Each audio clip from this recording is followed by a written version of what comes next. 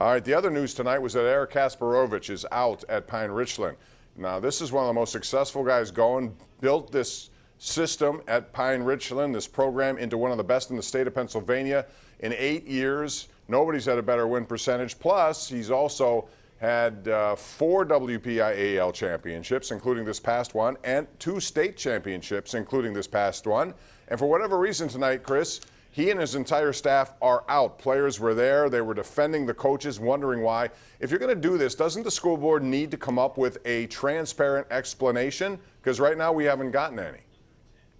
I mean, the only thing I've read was a Mike White story in the Post-Gazette that cited the idea that hazing was being investigated. And so that's like a touchy 7 years subject, ago. obvious. Yeah, it is. But well, that's what the story says. And then the thing that I don't want to just completely discount out of hand is the players interviewed were 2 of the star players who, if something was going on or if it's present day stuff and nobody's revealing that, or it's kind of a smokescreen here, then you're not going to really find out if the star players are being interviewed. And that's not to say, let me be very clear here, I have no idea if anything happened at all that was untoward at Pine Richland. Right. But the one thing I hope doesn't come out in the wash in this, obviously I don't want there to be any real hazing situation. I hope that didn't happen. If this turns out to be a case of a parent or 2 parents think their kid deserved more playing time and decided to stage a palace coup, if that's what this turns out to be, then that's just kind of a shameful thing in my opinion.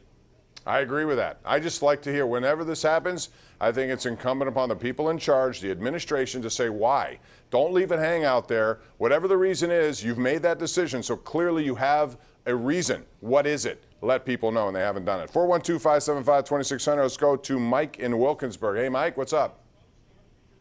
Good evening, gentlemen. Hey. Hope you're well tonight. Mm-hmm. I would just like to voice my opinion about Mr. Pompeani about why would you stick around for the game? Mm-hmm. Well, being a longtime Pirate fan, I'm almost 50 years old. Mm-hmm.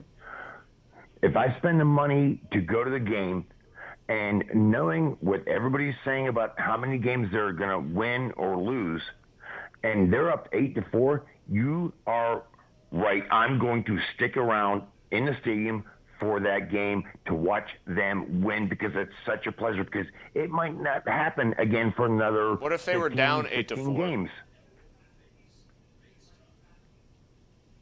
Did you hear that, Mike? Nothing? What if they were down 8-4 and you had spent your money and everything else? Would you still be there at the end of a 4-hour, 7-minute game? He's not on anymore. He dropped off. But the point is not even whether winning or losing. That's not my point. My point is 4 hours and 7 minutes. The baseball people in charge have tried forever to shorten this game. They've done everything except implement the rules that they've instilled on this game. They haven't done it, Chris. If it's that much of a problem to you, and again, ratings will reveal it is a problem. Demographics reveal it is a problem. So if you're really concerned about it, why don't you do something to make the game better? They should. I mean, the product stinks. The ratings reveal it. They're getting absolutely crushed in the youngest demo of all, which is like your 18-ish demo, the 18 and younger fans, the fans of tomorrow, or in advertiser terms, the people who will soon have money to buy our products. If they're not watching your sport, at some point, your revenue bubble, which is mostly through regional television deals and then a pretty good national deal and everything else, that's going to eventually burst. And when that happens, and I think it's a matter of when with baseball, not if, I really do, that's going to be a huge problem for the sport, an existential crisis. And they're doing nothing.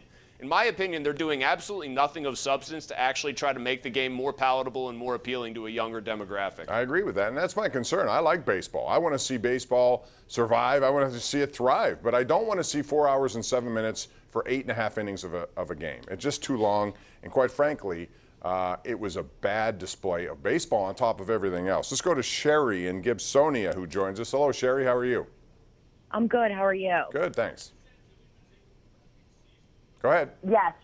So my son Jordan was a 2018 graduate on the football team. Okay. And he was interviewed by the school district along with several other boys, and they kept trying to ask him questions about hazing, and he said that there was never any hazing that went on, and we just don't understand why it came down to all the coaches being fired.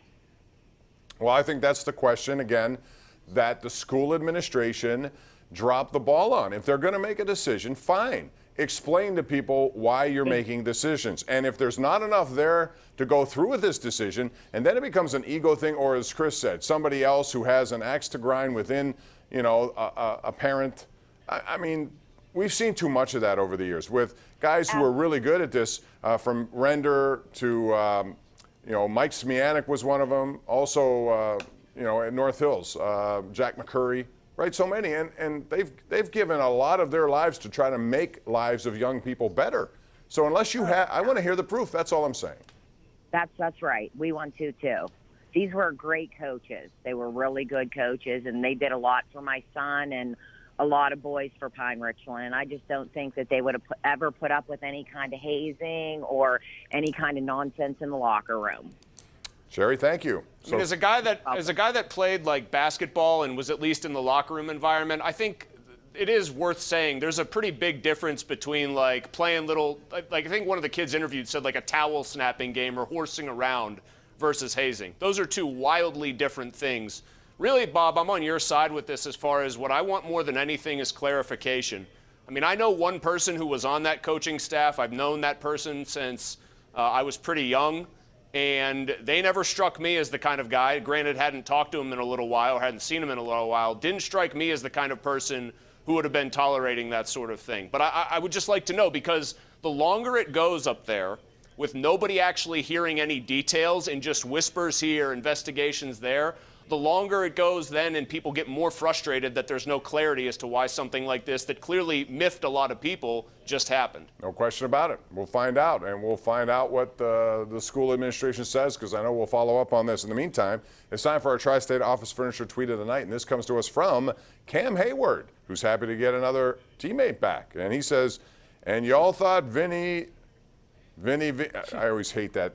Vinny Vici. Yeah, I just can never get it out right. Anyway, it was going somewhere else. Glad you're staying, my brother, back to work. And so now Alu Alu is back. Now he's back. Now everyone's back.